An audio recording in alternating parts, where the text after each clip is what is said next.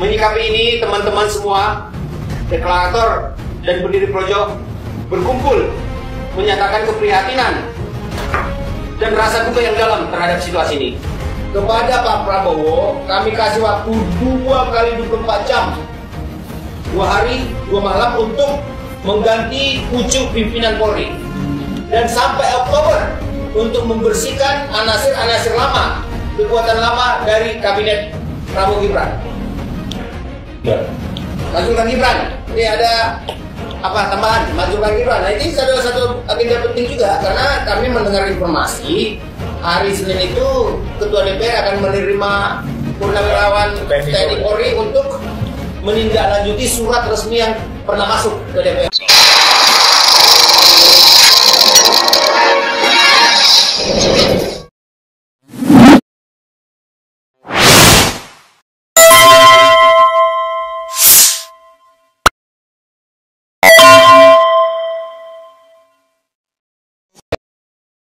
Assalamualaikum warahmatullahi wabarakatuh. Pemirsa, deklarator projo peringatkan Prabowo, wow, copot itu Kapolri, copot itu tangan-tangan Jokowi yang lain, dan tendang itu Gibran.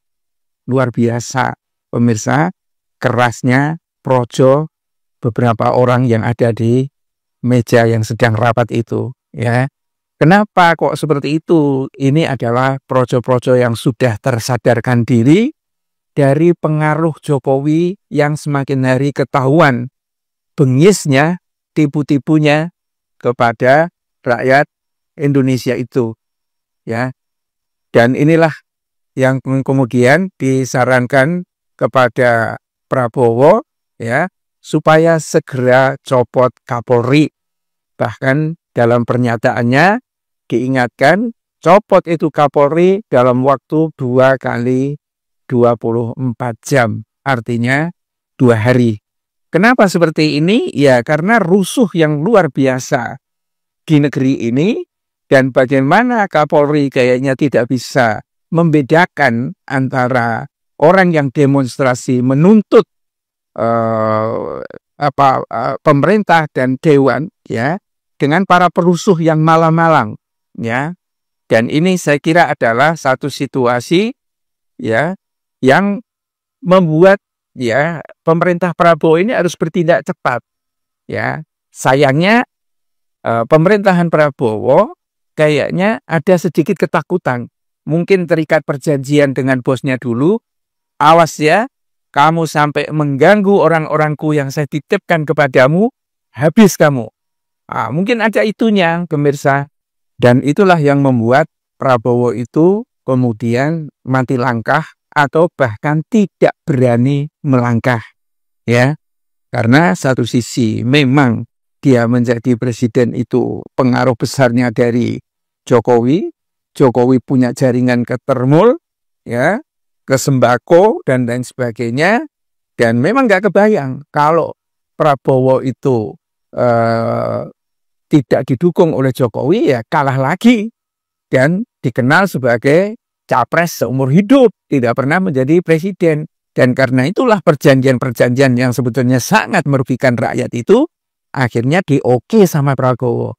Nah, ketika situasi ekonomi semakin parah kayak seperti sekarang ini, ya, Prabowo tampaknya tidak mampu untuk membuat pilihan yang tegas, ya, untuk memotong tentakelnya geng Solo atau tentakelnya Jokowi. Nah, di sini memang akhirnya kan diingatkan, ya, oleh para deklarator projo itu, ya. Ya, ini pemirsa, deklarator projo itu beda dengan projo, ya, karena deklarator projo yang didirikan pada tanggal 23 Desember 2013 itu, ya, rata-rata sebenarnya itu adalah kader PDIP Perjuangan atau aktivis mahasiswa 1998 era reformasi lalu. Ada memang Budi Aristiadi yang sangat dekat dengan Judol, tapi ada Gunawan Wirosaroyo, ada Suryo Sumpeno, dan banyak aktivis lain, ya. Dan ketika Projo itu dalam satu kesempatan kongres di Borobudur apa di mana, itu yang didukung kan memang Ganjar Pranowo. Tetapi ketika politiknya Jokowi kemudian muter nggak karu-karuan karena keserakan politik dan akhirnya itu mendukung Prabowo Subianto, nah di sini para deklarator ini kemudian memisahkan diri. Satu, kembali kepada PDIP, yang kedua manut sendiko dawuh terhadap Jokowi. Karena ternyata Jokowi dengan Megawati konfliknya itu luar biasa. Ya, berawal dari ambisi untuk 3 periode atau perpanjangan periode kepresidenan ditolak oleh Megawati, dan akhirnya Jokowi itu nendang Ganjar Pranowo, milih Prabowo. Dan itulah ketika polisi juga pada akhirnya merasa hutang budi kepada Jokowi, ya mereka menjadi satu grup kekuatan yang dikhawatirkan oleh para mantan deklarator dari Projo itu. Banyak kelompok masyarakat, ulama, ya kan, dari berbagai partai, mungkin kalau partai agak diam-diam gitu ya, copot itu Kapolri, Jenderal Kapolri itu, karena betul-betul tampaknya adalah bagian dari tulang punggungnya Jokowi. Kalau nggak dicopot, ya situasinya akan terus seperti ini gitu loh.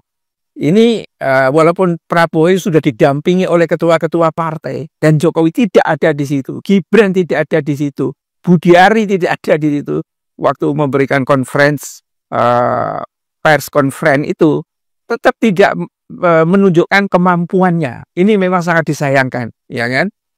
Dan ini dibaca oleh geng Solo sebetulnya, ya. Tetapi saya kira dukungan yang sangat kuat dari publik, harusnya Prabowo itu memilih. Sebenarnya komitmennya Prabowo untuk menjadi presiden itu kepada rakyat atau kepada Jokowi. Itu aja sebetulnya. Kalau dia bisa menyelesaikan dan ngambil keputusan yang sangat sederhana ini, tetapi sangat mendasar, selesai sudah. Kalau memang dia setianya kepada Jokowi, ya remuklah rakyat, kan begitu. Tapi kalau setianya kepada rakyat, harusnya dia berani ngambil kebijakan untuk menghadapi Jokowi. Ya, persoalan Tan Budi dan lain sebagainya itu anggap aja seperti modelnya Musa yang diasuh oleh Fir'aun, ya kan? Pada saat Musa itu melihat kebenaran yang sesungguhnya dan Fir'aun itu adalah musuh dari Tuhannya, ya kalau di sini itu musuh dari rakyat lah gitu kan. Nah, Musa itu ngambil tindakan, berani, walaupun dengan cara yang sopan, tapi jelas gitu loh. Ya, ini yang saya kira pelajaran politik yang harus diambil oleh Prabowo, ya. Kalau kacau cara berpikirnya, nggak selesai nih republik ini, muter-muter terus. Yang gregetan orang-orang yang sudah tahu tentang situasi negeri ini, segera Prabowo itu akhirnya kalau tidak melakukan apa-apa akhirnya frustrasi, ya kan, ya, dan itu akan dimanfaatkan dan membuat kekuatan Jokowi menjadi lebih kuat lagi. Ini, ya, dan pada akhirnya Prabowo bisa disingkirkan. Billahi taufiq wal hidayah. Assalamualaikum warahmatullahi wabarakatuh.